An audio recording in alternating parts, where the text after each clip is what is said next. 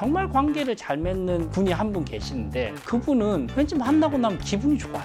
그 이유를 몰랐어요. 핵심적인 비밀이 한 게 있더라고요. 아, 이래서 이 사람을 만날 때마다 기분이 좋구나. 이 사람의 관계의 비밀은 바로 이 부분입니다. 네, 안녕하세요. 법무법인 율본에서 근무하고 있는 류재현 변호사라고 하고요. 기업의 협상 컨설팅, 협상 교육을 진행하고 있습니다. 신뢰할 수 없는 사람들의 특징을 보면요. 일을 맡기면서도 상대방을 잘 믿지 못해요. 계속 마이크로 매니지 하면서 질책하고 압박하고 그런 방식의 패턴을 보인다는 것은 본인도 믿음을 얻지 못하고 본인을 믿음을 주지도 못하는 그런 관계가 계속되어 왔기 때문에 그런 게 아닌가라는 생각이 첫 번째 들고요. 두 번째는 자기중심성이 강한 사람들은 사실 신뢰하기가 힘든 것 같아요. 본인만 맞다고 생각을 하고 대화도 본인 위주로 계속 이끌어가고 상대방을 이제 길들이려고 하는 그런 사람들과는 사실 신뢰하는 관계에서 일하기는 좀 쉽지 않지 않나. 연장선상으로 상대방의 감정을 잘 고려하지 않는 부분들도 신뢰할 수 없는 사람들의 특징인 것 같아요. 내가 맞다고 생각하고 맞는 것에 대해서 상대방은 그냥 따르면 된다고 생각을 하기 때문에 무조건적으로 지시하고 비판하고 질책하고 이런 방식의 행동 패턴이 보인다면 결국은 본인을 다 맞춰줘야 성립하는 관계인데 이건 끝이 전제된 깨질 수밖에 없는 관계라고 생각하거든요. 또 한 가지는 시간으로 갑질하는 사람들이 있죠. 본인은 늦어도 되고 상대방은 절대로 늦으면 안 되고 무조건적으로 본인이 지시한 시간 내에 일을 반드시 마무리해야 되고 그렇지 않으면은 무능력한 사람으로 치부해버리고 이런 방식으로 상대방을 압박하는 이 방식들도 신뢰할 수 없는 방식이 아닌가라는 생각이 듭니다. 마지막으로 내가 원하는 결과와 성과가 나오지 않으면 나는 관계를 끊을 수 있다 라는 식의 패턴을 보이는 사람. 예를 들면 내가 A라는 사람과 협업을 하는데 모든 경우에 있어서 결과가 다 본인이 바라는 대로 일어날 수는 없거든요. 좀 허심탄회하게 이야기하거나 술자리에 있거나 이럴 때 결국은 결과가 안 나오면 뭐 나는 함께 할 수 없지 뭐 이런 식의 이야기를 툭툭 내뱉는다든지 그러면 우리는 한번 생각을 해봐야 됩니다. 20% 30%는 이루어지지 않을 수도 있는데 그렇다면 이 관계는 끊어지는 관계다. 그렇다면 더 이상 함께 일을 할 수 없다 라고 결과론적으로만 생각하는 사람이라면 장기적으로 뭔가 함께 꿈꾸고 해나가기는 쉽지 않을 것 같습니다. 누가 봐도 너무 똑똑해요. 너무나 명석하고 말도 똑똑하게 잘하는데 근데 사람들이 좀 피해요. 힘들어해. 예를 들면 스티브 잡스 같은 아이콘. 그런 사람들과 일하기가 힘든 이유에 대해서 제가 좀 생각을 해봤거든요. 레이 달리오라는 분 아시죠? 원칙이라는 책을 쓰신 분이고요. 이 책에 이런 내용이 있어요. 레이 달리오가 본인이 창업한 회사의 핵심적인 임원들과 저녁을 먹는 장면입니다. 1993년 겨울 어느 날 밥과 지젤 그리고 댄은 내가 직원들과 회사의 사기에 어떻게 영향을 미치는지에 대한 이야기를 하기 위해 나를 저녁 식사에 초대했다. 나가 바로 레이 달리오입니다. 저녁을 먹기 전에 이 직원들이 이 쪽지를 적어서 레이 달리오에게 읽어보라고 이렇게 전달해 줬어요. 그 쪽지에는 크게 두 가지 내용이 있었습니다. 첫 번째 내용은 이렇습니다. 레이 달리오가 잘하는 것은 무엇입니까? 똑똑하고 혁신적이다. 열정적이고 에너지가 넘친다. 훌륭한 보상 제공에 대해 좋은 의도를 가지고 있다. 라고 해서 좋은 점을 먼저 언급을 했습니다. 두 번째 쪽지에 이렇게 적혀 있었어요. 레이 달리오가 잘하지 못하는 것은 무엇일까요? 직원들이 무능하거나 쓸모없거나 창피하거나 다른 방식으로 기분이 나쁘게 만든다. 굉장히 치명적이죠. 레이 달리오가 스트레스를 받을 때 이런 일이 일어날 확률은 더 높아진다. 이럴 경우에 다른 사람들에 대한 그의 말과 행동은 적대감을 불러일으키고 지속적으로 영향을 미친다. 이런 행동들은 직원들의 의욕을 꺾는 방향으로 작용한다. 또 생산성을 감소시키고 근무 의욕도 저하시킨다. 칭찬은 심플해요. 똑똑하다. 경험 많고 똑똑하다. 그건 인정하겠다. 근데 당신이랑 일하면 내가 처참히 무너진다. 내 영혼이 탈탈 털리는 기분이 든다. 이런 표현을 쓰잖아요. 무능하거나 내가 쓸모없거나 창피하거나 압도당하거나 왜소하거나 압박받는 기분이 든다는 거는 이 영혼이 제대로 온전하게 유지 못한다는 의미거든요. 그러니까 너랑 당신과 함께 일하면 너무너무 힘들다는 건 거죠. 이런 사람들의 특징이 있어요. 팩트 위주의 대화만을 합니다. 감정적인 부분에 대한 케어는 전혀 하지 않고 팩트 폭행만 하기 때문에 상대방 입장에서는 얻어맞는 것 같은 기분이 드는 건 거죠. 똑같은 말이라도 예를 들어 볼게요. A는 김 과장에게 이렇게 이야기해요. 김 과장, 코로나 당신만 겪었어? 왜 딴 팀들은 전부 다 괜찮은데 당신 매출 이거 뭐야? 이렇게 이야기합니다. B는 김 과장에게 이렇게 이야기해요.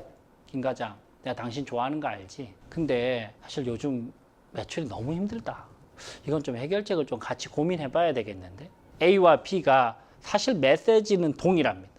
근데 느끼는 김 과장의 감정은 완전히 달라요.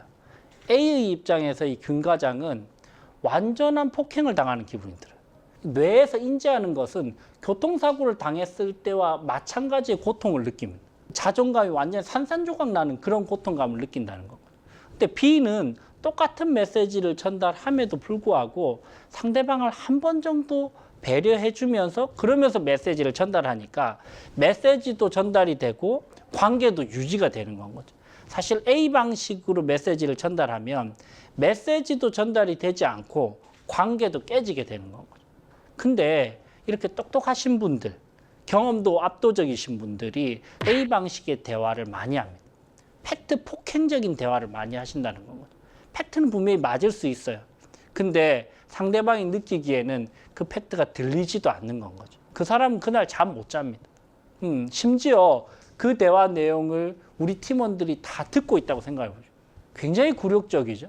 저도 옛날에는 제가 모셨던 팀장님, 실장님들의 그런 이야기를 공개적으로 들었을 때 나는 맛있는 거 먹을 자격도 없다라고 하면서 집에서 그냥 라면을 끓여 먹고 잤는데 지금 그렇게 하지 않아요.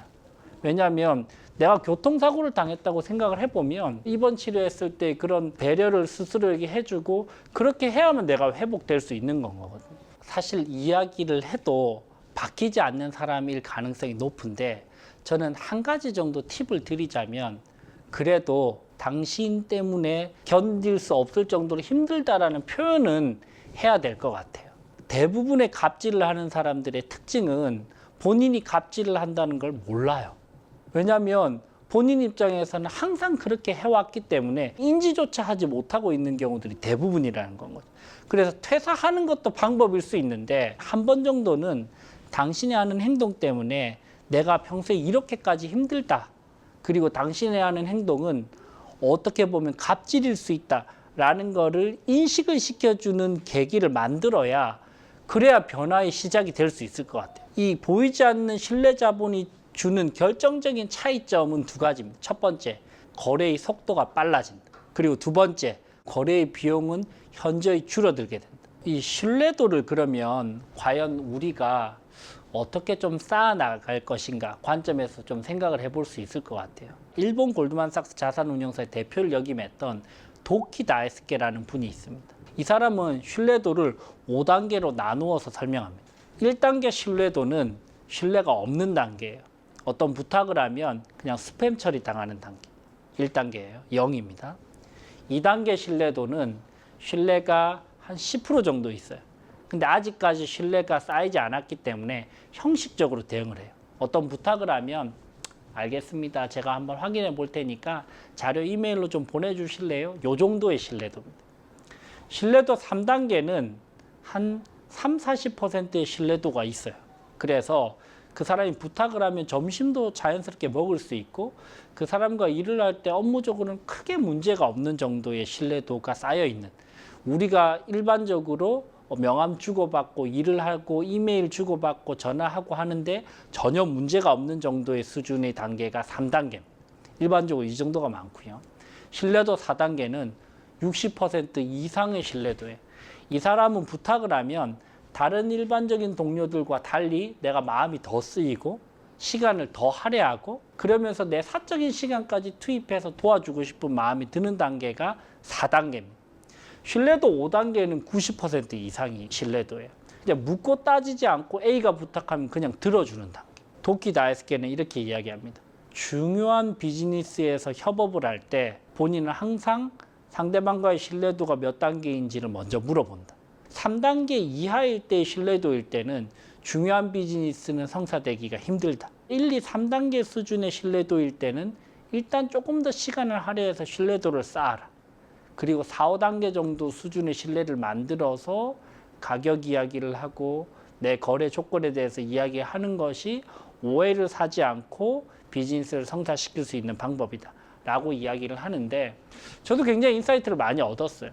1, 2단계 수준의 사람이 저한테 주말에 변호사님 갑자기 좀 급한 일이 있는지 좀 도와주실래요? 라고 하면 저는 사실 불쾌할 것 같아요. 그럴 관계도 아닌데 왜 나한테 이러지? 나를 활용하려고 하지? 이렇게 생각이 들 텐데, 한 4단계 정도 이상의 신뢰도가 있는 사람이 그렇게 이야기를 하면 저는 좀 다르게 생각할 것 같아요. 이 사람도 평소에 나를 신뢰하고 나도 이 사람을 신뢰하고 이 사람이 내 시간에 대해서도 배려를 하는데 지금 주말에 이렇게까지 부탁을 하면 굉장히 급한 일이 있겠구나.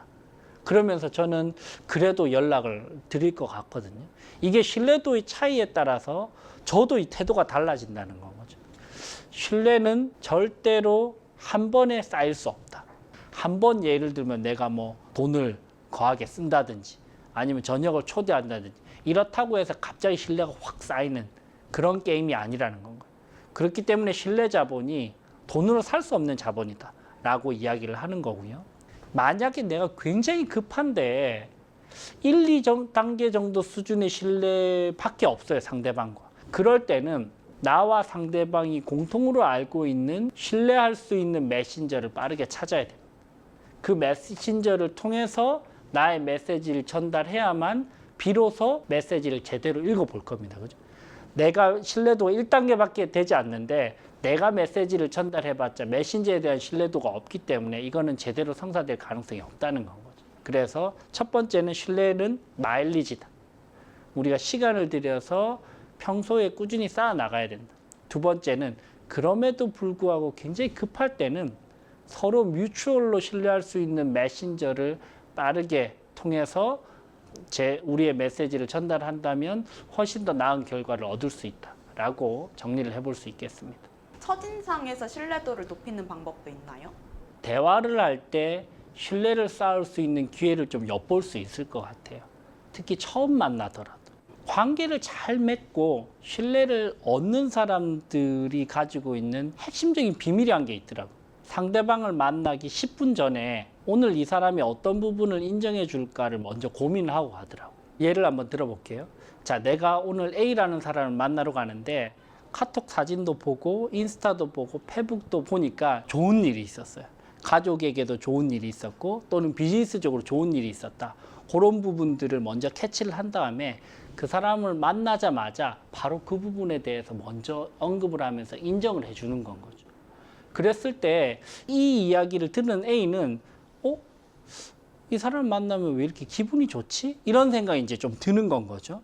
근데 이 인정받고 싶은 욕구라는 것이 대한민국 사람들이 가지고 있는 가장 강렬한 욕구 중에 한 개입니다. 왜냐하면 우리나라 사람들은 너무 똑똑하죠? 너무 치열하죠? 초중고등학교 때 너무 열심히 공부했죠? 대학교 와도 경쟁하죠? 직장 생활을 하면서도 경쟁하죠? 그런 측면에서 우리가 상대방을 인정해 줄 수 있는 여유는 없었다는 건 거죠. 제가 최근에 만난 분 중에 정말 관계를 잘 맺는 분이 한 분 계시는데 그분은 왠지 만나고 나면 기분이 좋아요. 항상. 근데 저는 처음에는 몇 번 만났을 때는 그 이유를 몰랐어요. 예를 들면 이런 식이에요. 협상 바이블이라는 책을 썼다. 저서를 쓰고 나서 점심을 함께 먹는데 딱 만나자마자 류 작가 이렇게 이야기하는 거. 협상 바이블이라는 책을 썼다는 거를 어떻게 인정해 줄까를 본인이 고민해 와서 첫 마디부터 그렇게 이야기하는 겁니다. 베스트셀러 작가 이렇게 이야기해 주는 겁니다. 기분 너무 좋죠? 근데 한두 번 그렇게 아첨을 하거나 분위기 띄워주는 게 아니고 만날 때마다 제가 좀 인정받고 싶어 하는 포인트들을 미리 생각을 해두고 그걸 이렇게 칭찬을 듬뿍 해주시는데 이래서 이 사람을 만날 때마다 내가 이렇게 기분이 좋구나. 이 사람의 관계의 비밀은 바로 이 부분이구나. 이 인정받고 싶은 욕구의 가장 큰 특징은 상호성의 원칙입니다. 무슨 말이냐? 저 사람이 나를 인정해주면 나도 저 사람을 인정해주게 돼요. 근데 저 사람이 나를 무시하잖아요. 100% 무시합니다. 저는 이게 관계의 비밀이라고 생각하고 이 신뢰도 사실은 감정적인 영역이거든요. 이 좋은 관계를 맺는 사람이 좋은 신뢰를 쌓아나가고 그 좋은 신뢰를 쌓아 나간 사람들이 좋은 협상을 해서 좋은 비즈니스 이어진다고 생각하는데, 제가 기업 자문도 하고 협상 자문을 하다 보니까 일을 되게 만드는 사람, 그리고 일을 망치는 사람들의 대화법이 좀 다르더라고요. 첫 번째는 태도 자체가 달라요. 일을 망치는 사람은 저희는 사실 과장님께서 무슨 말을 해도 별로 달라질 건 없다고 생각을 합니다. 이렇게 이야기를 해요. 그럼 상대방은 일을 하고 싶을까요? 네가 무슨 이야기를 해도 나는 한 개도 바뀌지 않을 것이다 라고 하면 싸움밖에 더 되는 것이죠. 그죠? 일을 되게 만드는 사람은 이렇게 이야기합니다. 그래도 오늘 이 자리에서 같이 한번 고민해 보시면 조금이라도 더 좋은 대안들을 마련할 수 있을 것이라고 생각됩니다 라고 이야기를 하시는 건 거죠. 그러니까 개선의 여지가 있고 서로 머리를 맞대고 협업을 해보자 라는 이 애티튜드가 상대방에 대한 믿음을 전제로 하고 이 협업에 대한 믿음을 전제로 한다는 건 거죠. 두 번째는 대화를 오프닝할 때의 언어가 다릅니다.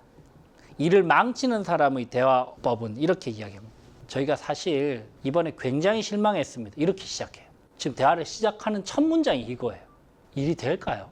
뭔가 한번 잘해보고자 모이려고 하는데 첫 번째 문장부터 화가 났다, 힘들다, 너 때문에 망쳤다 이런 이야기를 비난하듯이 이야기를 하면 상대방이 잘 하려고 왔다가도 기분이 싹 나빠질 수 있다는 거.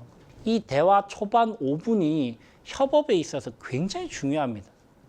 근데 일을 되게 하는 사람은 이렇게 이야기합니다. 어떤 생각을 하시는지, 어떤 감정을 지금 느끼고 계신지에 대해서 최대한 한번 들어보려고 이 자리에 왔습니다. 그러면 이런 이야기를 들으면 이 사람이 내 이야기를 들어보려고 하네? 나를 존중해 주네? 그리고 나도 상대방 이야기를 좀 들어줘야 되겠는데 이런 생각도 들면서 훨씬 더 부드러운 분위기가 형성될 수 있다는 건 거죠. 세 번째는 질문 방식도 다릅니다. 일을 망치는 사람은 그 행동은 이렇게 해석되는 건 거죠. 이렇게 이야기를 합니다. 굉장히 얄밉고도 팩트 체크 방식, 이런 방식의 대화법은 서울중앙지검에 가면은 많이 겪을 수 있어요. 취조당할 때 당신이 이렇게 한 거는 이런 이유 때문이죠 이렇게 물어봐요. 계속 질문이 이어지는데 팩트 체크만 계속해요. 진짜 내 대답이 궁금해서 물어보는 건 한 개도 없어요. 이런 방식의 질문법은 상대방으로 하여금 이 대화 자체를 좀 회피하게 만드는 그런 방어 기제를 증폭시키는 역할을 한다는 건 거죠. 근데 일을 되게 하는 사람은 이렇게 물어봅니다. 지난번에 그런 행동을 했던 특별한 이유가 있을까요? 이렇게 물어본다는 건 거죠. 이 질문의 핵심적인 패턴은 yes or no로 대답하라는 게 아니고 why를 물어봤어요. 특별한 이유가 있을까요? 그럴 때 훨씬 더 풍부한 대답을 얻을 수 있어요. 이 사람이 나에 대해서 궁금해하는 부분이 있구나. 나는 이 부분에 대해서 나의 감정이나 나의 생각을 이야기를 해줘야 되겠네. 이렇게 이야기를 하면서 why로 물어보면 그 이유에 대해서 이야기를 하는 과정에서 니즈도 드러나고 정보도 드러나고 감정 상태도 드러나는 경우들이 많다는 것이죠. 마지막으로 클로징을 어떻게 할 것이냐, 즉 대화의 끝을 어떻게 할 것이냐에도 차이가 납니다. 일을 망치는 사람은요, 애초에 이렇게 갈팡질팡하고 서로 합의가 되지 않을 바에는 차라리 시작을 하지 마시죠. 이렇게 이야기를 해요. 처음부터 끝까지 얄밉죠. 일이 진행이 될까요? 이게 합의가 내 마음처럼 부부관계에서도 가족관계에서도 부모와 자식관계에서도 100% 일치하기가 쉽지 않은데 비즈니스 관계에서 이렇게 퍼즐 맞추기 딱 이렇게 마음이 맞기는 쉽지 않거든요. 근데 일이 되게 만드는 사람은 절대로 그렇게 이야기하지 않습니다. 어떻게 이야기하느냐? 100%는 아니지만 이 부분에 대해서는 우리가 합의가 있었으니 작게라도 한번 저희 시작해 볼까요? 이렇게 이야기하는 건 거죠. 완전히 다르죠. 20%가 합의가 있었을 때 20% 합의가 있을 바에는 하지 말자라고 이야기하는 사람과 20%라도 합의가 있었으니 작게라도 먼저 시작을 해보고 향후에 같이 나아갈 수 있는 방법에 대해서 고민해 볼까요? 라고 이야기하는 사람 간에는 이 하늘과 땅 차이거든요. 저는 성공의 크기는 신뢰의 크기와 비례한다고 생각을 하거든요. 그래서 한 해를 쭉 뒤돌아봤을 때 스스로에게 던지는 두 가지 질문이 있어요. 첫 번째 질문은 나의 신뢰 자본이 더 쌓였나? 아니면 신뢰 자본이 더 깎였나? 그걸 먼저 생각을 해봅니다. 두 번째 부분은 나의 대체 불가능성이 더 쌓였나? 아니면 떨어졌나? 이 두 가지 차원에서 저는 커리어적으로 한번 되짚어 보거든요. 만약에 둘 다 만족했다. 신뢰 자본도 더 쌓였고 대체 불가능성 정도도 더 높아졌다. 그러면 굉장히 성공적인 한 해였다라고 저는 생각을 하고 신뢰 자본이 떨어지고 대체 불가능성도 더 떨어졌어요. 그러면 사실 성공적인 한 해는 아니었다는 것이죠. 그래서 여러분들도 치열하게 업무를 하시면서 관계도 맺고 일도 하시면서 보이지 않는 이 신뢰 자본이 생각보다 중요하다. 그리고 궁극적으로는 여러분들이 저 친구는 신뢰할 수 있는 메신저야 라는 평가를 받으실 수 있다면 무섭게 더 성장해 나가실 수 있지 않을까 생각이 듭니다.